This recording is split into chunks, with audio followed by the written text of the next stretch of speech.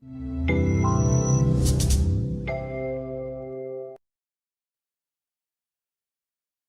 connections in the brain related to our memory have been discovered. Some areas of our brain we have managed to know quite well, others still remain a mystery to us.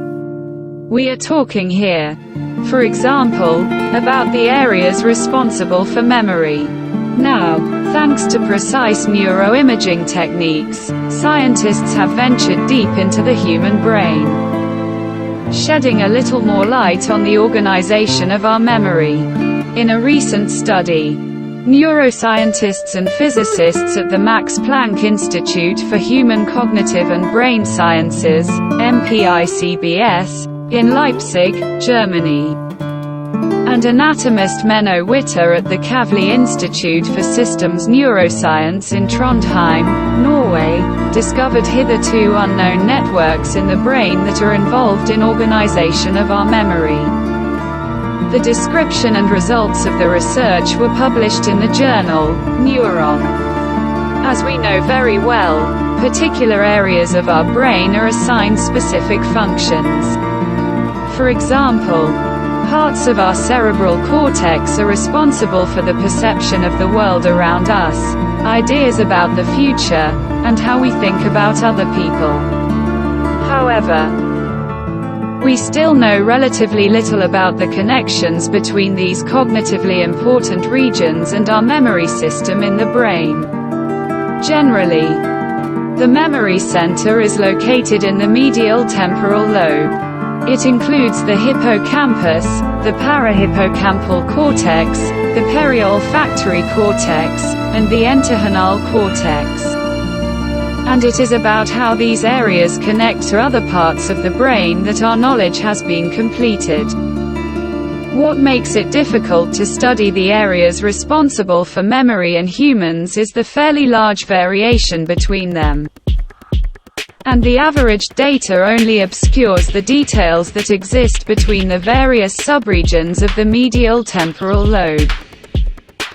One of the scientists at the Max Planck Institute for Human Cognitive and Brain Sciences aptly compared this to averaging facial features, which will allow us to determine where the mouth or nose are, but at the same time prevent us from capturing idiosyncratic differences. In addition, it is also difficult to get a clear signal coming from this part of the brain. The team of researchers claims that in the course of their research, they managed to overcome these difficulties. From a technical point of view, they used precise neuroimaging and high-resolution functional magnetic resonance imaging for this purpose. However, when it comes to the researchers' approach, it can be said that they turned it around 180 degrees, because instead of obtaining a certain amount of data from a large number of people, they decided to collect as much data as possible from the same research participants. This allowed them to carefully analyze the medial temporal lobe. It also allowed the discovery of cortical networks related to this part of our brain, the existence of which so far the world of science was not aware of.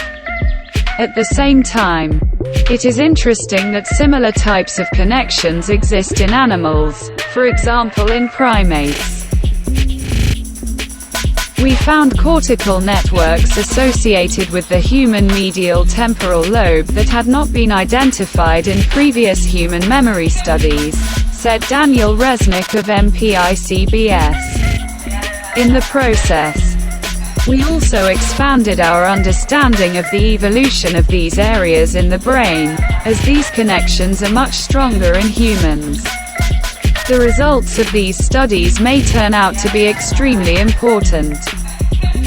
And a good example here is the functioning of the entorhinal cortex, because in the case of the development of Alzheimer's disease, this region is one of the first areas where changes are observed. The new findings are important because, even after many years of studying human memory, no one really knew how the medial temporal lobe regions were related to the rest of the human body. The connectivity of the entorhinal cortex is of particular interest to us because it is one of the first areas of the brain affected by Alzheimer's disease. Our discovery defines the anatomical constraints within which human memory functions operate and is informative for studying the evolutionary development of temporal lobe circuitry in different species, said Christian Dohler of MPICBS.